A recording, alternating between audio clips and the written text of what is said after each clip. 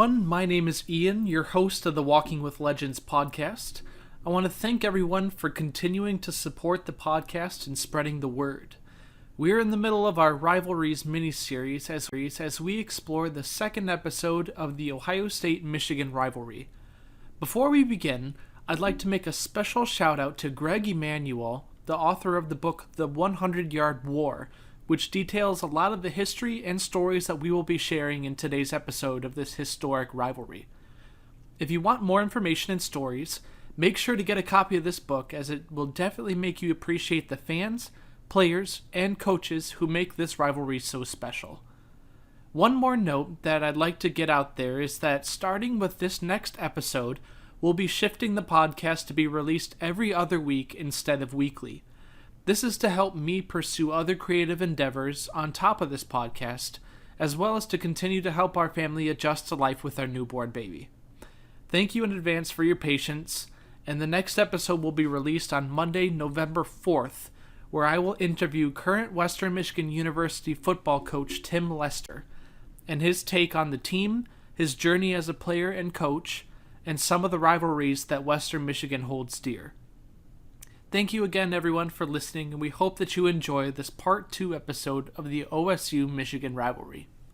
As we mentioned in the previous installment, the Ohio State-Michigan rivalry is full of history, tradition, and passionate fan bases who constantly debate and battle for supremacy. While we explored a lot of the history of the rivalry in chronological order in our last episode, the purpose of this episode is to draw our attention to fun stories, moments, or games that weren't shared in the previous episode that really highlight the intensity of this rivalry.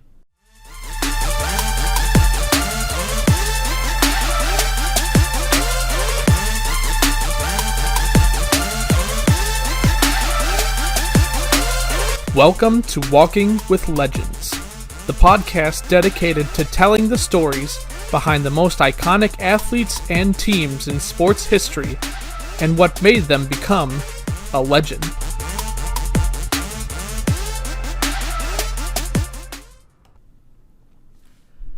In the first game between the two teams, Michigan led the game at halftime by a score of 34-0. Ohio State had produced no signs of success on either side of the ball, and when the two teams came out for the second half, Michigan not only took out their starting players, but they proceeded to punt the ball on first down on just about every possession that they had. The next day, the newspaper justified Michigan's actions by saying that they needed to give their defense some practice, but overall it sent the message that Michigan was treating OSU like a scrimmage squad.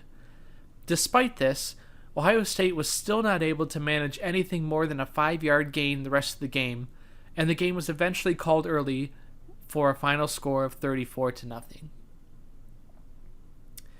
At Ohio State, there is a Beat Michigan Week committee, a group of students that plans activities the week of the Michigan game with the goal of inspiring the student population and the football team to beat their rivals.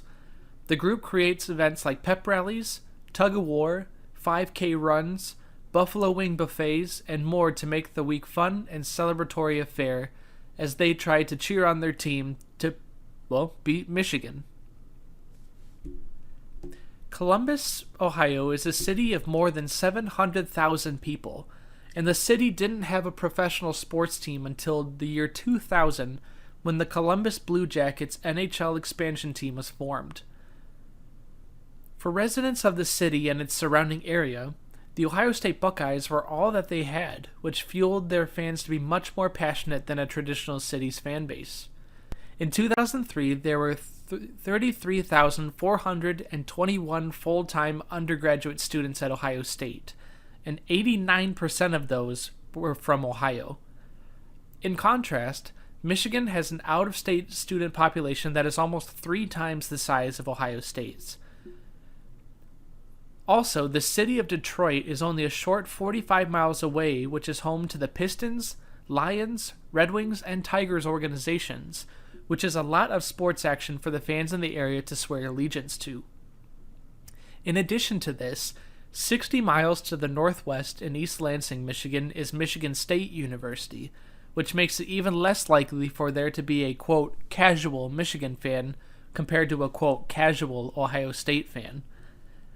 Academically, Michigan was ranked number 25th among national universities by the U.S. News and World Report in 2003, with 98% of the incoming freshman class having a 3.0 GPA or better in high school.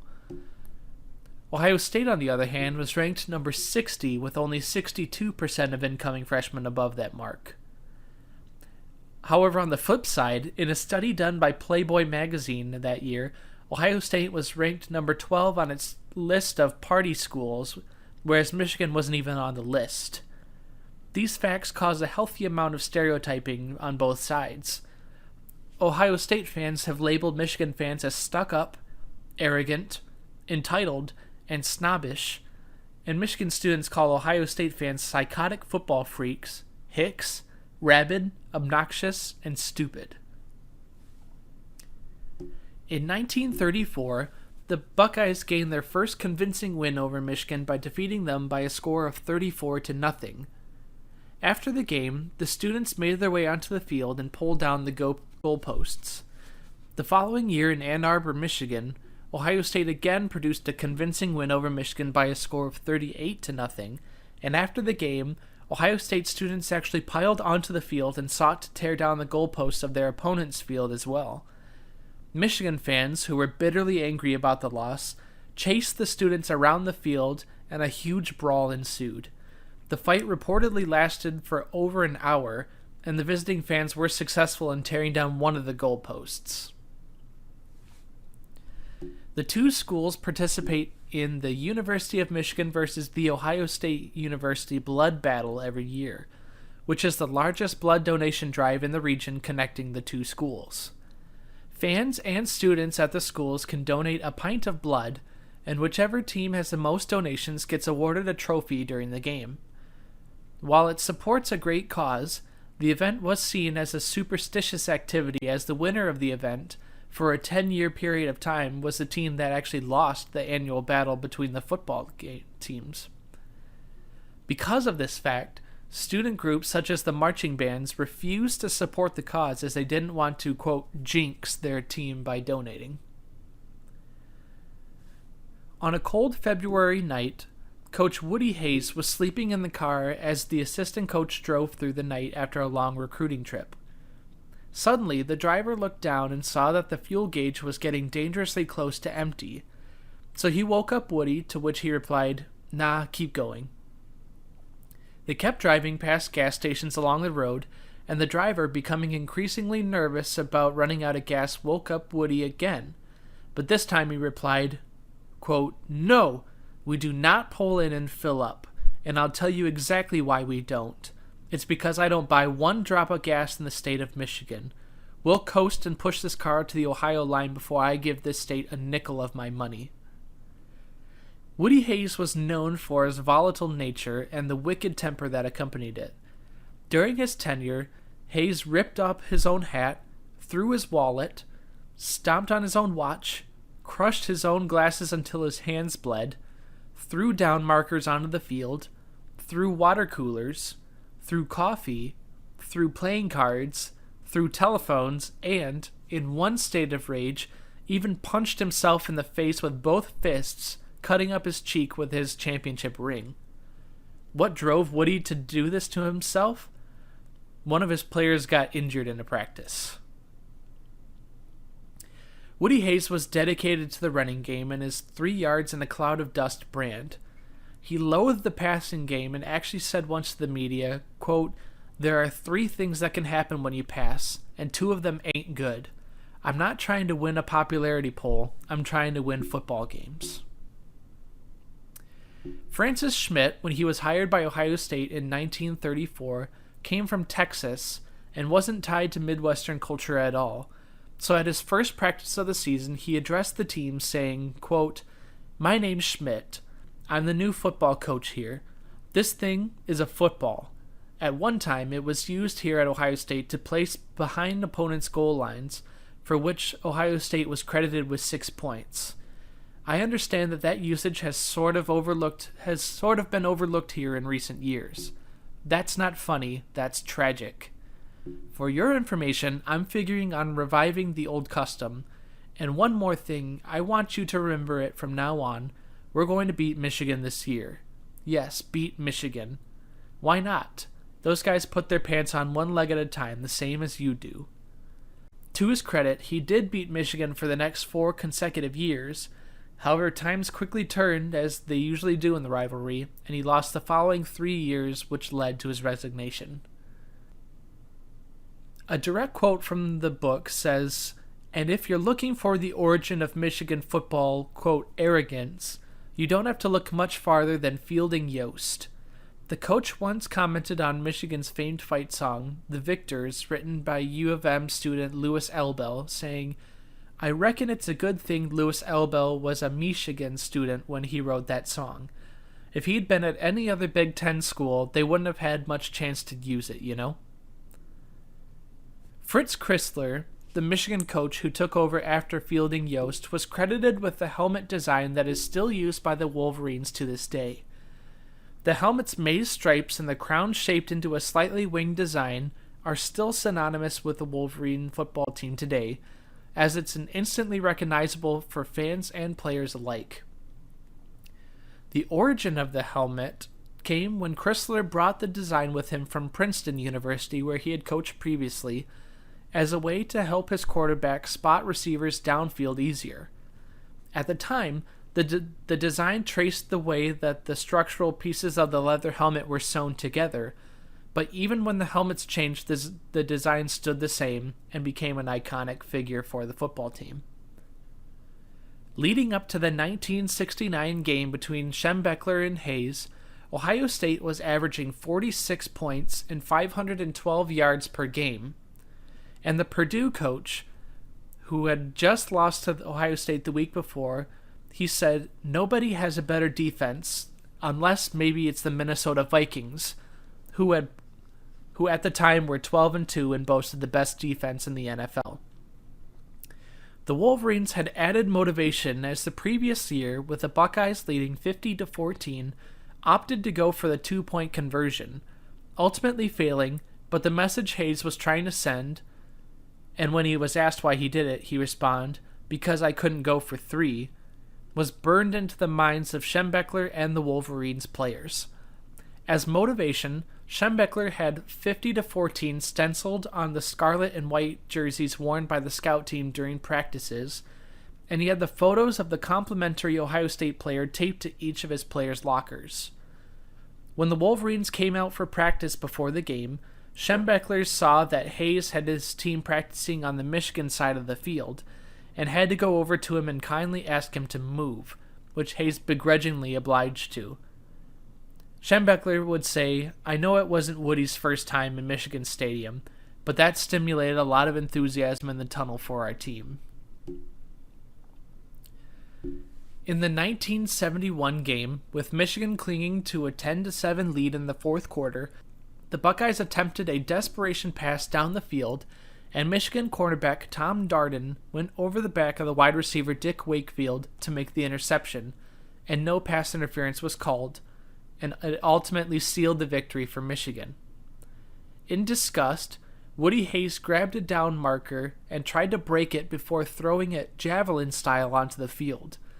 He then took the first down marker and ripped off its bright orange encasement. After that, he stormed onto the field and yelled at the officials, and it took 2 assistant coaches and 2 players to forcibly remove him from the field. After the game, he said he was sorry for the outburst, but later, after reviewing the film, he rescinded his apology. Archie Griffin, the only 2-time Heisman winner in college football history, was from Columbus, Ohio, and had interest in playing for the Buckeyes, but at the time, according to Archie, quote, "Woody Hayes was reluctant to recruit kids from Columbus because when you weren't playing, a lot of people from Columbus are always in your ear." As a result, he actually was accepted to play at Michigan during the recruitment process, and it wasn't until an assistant coach made it known to Woody Hayes that Michigan had interest in him that he started to pursue him. Archie Griffin still loves to talk about his relationship with Coach Woody Hayes and his unconventional methods of motivating players for the game. He said, quote, "He spoke of how terrible Michigan was and how bad they were and how they do things to try to get an advantage and the whole works. And he had us believing that Michigan was the worst team that you could possibly ever want to play against. And he had you feeling like you wanted to kill them." In 1998, Ohio State coach John Cooper arranged a fishing trip with St. Vincent St. Mary High School coach Jimmy Meyer, with the idea being that if Coach Meyer became more familiar with Coach Cooper, he might convince his player, Orlando Pace, who also was considering going to Michigan, to instead attend Ohio State. According to an assistant coach's recollection, Cooper was hauling in fish like crazy that day, and as a result, Cooper earned Coach Meyer's respect. The assistant coach would go on to say, quote, "I'm not going to say that Orlando chose the Buckeyes over Michigan because of the impression that he made that day, but I'm sure it didn't hurt us a bit." One day, Bo Schembechler walked into his office and saw a 10-year-old kid sitting in his chair, leaning back with his feet up on his desk. "How are you, Jim Harbaugh?" the coach growled.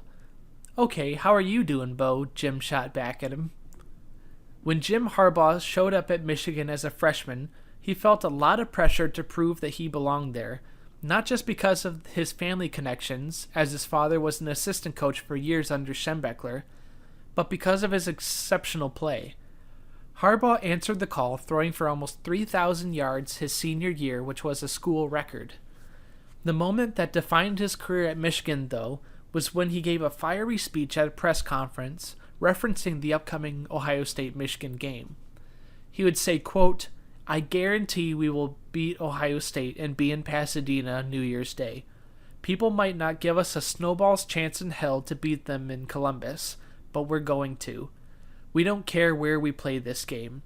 I hate to say it, but we could play in the parking lot. We could play at 12 noon or midnight. We're going to be jacked up and we're going to win." Schembechler was asked later about his quarterback's comments, and he did his best to laugh them off, saying, quote, "I'd be more upset if he had said we'd lost. He's 22 years old, so he can say whatever he wants." During the game, Harbaugh did more than his fair share to try and make good on his guarantee, throwing for 261 yards and leading the team to a 26-24 lead with the game on the line in the fourth quarter. The Buckeyes faced a 4th and 2 from the Michigan 28-yard line, and Coach Earl Bruce of the Buckeyes, instead of going for it, decided to bring in freshman kicker Matt France for a 45-yard field goal to take the lead. The only problem was, the kicker had never attempted a field goal of that length before, let alone into a 10-mile-an-hour wind. France's kick went wide left, and Michigan's win was secured, causing additional grumbling in Columbus as to how the game would have been different if they would have gone for it. The following year, Coach Bruce informed his players the week before the game that he was being let go from his coaching duties, and gave an emotional speech to try and rile up the team. His players, feeling that the coach was being fired for unfair reasons, rallied around their coach, and, with the added motivation of wanting to avenge their loss the previous year, created headbands with Earl printed on them. During the game, the Buckeyes struggled early, but cut the deficit down to 13-6 at halftime. In the second half, the Buckeyes stormed out of the gate to tie the game 20-20 late in the fourth quarter. Bruce called upon kicker Matt France, who found himself in a similar situation as the year before. During the week, France had previously said to the press, quote, "The coach told us not to talk about his situation, but I'll have plenty to say about it soon. Ask me about it after I kick the winning field goal against Michigan." His words turned out to be prophetic, as he nailed the field goal, and after a defensive stand to close out the quarter, the Buckeyes won 23-20, hoisting Earl Bruce on their shoulders and marching him around the field. In the 1990s, Michigan experienced one of their greatest stretches of consistent victories over the Buckeyes, who were under the leadership of Coach John Cooper. After starting out his record in the series with a disappointing 0-5-1 record, he was starting to hear it from Buckeyes fans, media, and personalities. However, he also started to hear it from opposing players. Before the 1994 game, Michigan Wolverine wide receiver Walter Smith told the press, quote, "We want to get Cooper fired. That's what I want to do. We want to keep on beating them until he's no longer there. If we need to stir this rivalry up, I'm going to do what's necessary. I just care about Michigan. I don't care about no other coach outside of Michigan or no other team. I haven't lost to Ohio State since I've been here. We talk about that at our practices throughout the week and prior to the season starting. When we got here, we were taught that we always beat Ohio State. It's something we have to get into our minds of the young guys now because they've never been in this big game." During the game, the Buckeyes took a 12-3 lead into halftime, but Coach Cooper didn't take it for granted. The normally businesslike and calm coach showed his intensity by putting his fist through the blackboard in the locker room. The emotional speech worked as both sides of the ball stepped up and secured a 22-6 victory.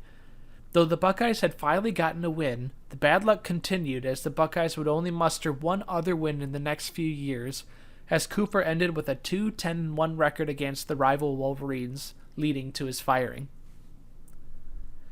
Ohio State has a ritual every year before the Michigan game where students will meet at Mirror Lake, a pond on campus, around 10 p.m. the night before the game, and a massive student-led pep rally ensues where students sing fight songs and cheer on the Buckeyes. At midnight, the students then take turns jumping into the freezing cold waters as a good luck charm for the team. The ritual is a way for freshman students and the campus in general to show school spirit and come together to try and will their team to victory. However, a few years ago, a student was severely injured and ended up drowning during the event, which prompted the school to drain the famous lake so that students no longer can jump in. However, the students still meet to cheer on their team regardless. While most of the attention of the rivalry is on the football teams, there's also a great deal of pride and disdain towards the opposite team from each team's respective marching bands. Michigan's iconic fight song, "The Victors," was created back in 1898 and has become as synonymous with the school as any other fight song in the nation. The band is also known for their formation called Block M, as well as a step show pregame show that the team performs with their drum corps before the game. In 2002, the Michigan band allegedly even got a training session of how to use their instruments as a weapon to protect themselves in case they got attacked by a crazy fan of the rivalry, although thankfully they never had to put this into practice. The staple of Ohio State's weekly routine is performing the Script Ohio, where the band spells out the cursive Ohio and the sousaphone player dotting the I, as well as the Skull Session pep rally before the game. However, Michigan actually claims that they performed the script first in 1932, and although OSU band historians don't dispute this claim, they counter that Ohio State adapted the formation and made it even better. One of the former band members said, quote, "When we do the double scripts up there in Ann Arbor, we march extra hard so that you can see the Script Ohio on the field after we're off." The band also shares sentiments with their former coach, Woody Hayes, where they have disdain for the state of Michigan in general. "We never stay in Michigan when we travel there for a game. We always stay in a hotel near Toledo, Ohio. We never spend any money in Michigan. We don't buy any food in Michigan, and we have a lunch that we bring so that we don't have to spend a dime in the state of Michigan." It's no secret that tickets are hard to come by for this historic rivalry, as ticket prices soar in the secondary market as fans scramble to try and see it in person. A humorous story of one fan's quest to attend the games unconventionally started in 1968, when Ohio native Jerry Marlowe began an elaborate plan to try and get into the game without tickets. He would dress up as a Boy Scout troop leader and claimed that he was an usher. Another year he snuck in dressed as a member of the marching band, and in other years he dressed as a referee, Superman as a halftime show act, a hot dog vendor, a cheerleader, a cameraman, a parachutist, and even a member of the football team. One Michigan fan named Russ Levine graduated in 1994 and had been a season ticket holder ever since, and one year wanted to be able to invite his brother-in-law and his niece to the game. However, he didn't have tickets for his brother-in-law and niece, so he decided to write the university a letter with a picture of his 9-year-old niece attached, saying, quote, "Don't doom this child to a future in Columbus." 4 days later, he got a phone call from the U of M ticket director saying, quote, "We take matters like this very seriously where Ohio State is involved. We hate to see kids go the other way." And he, as a result, received a pair of tickets to the 1997 game in the mail.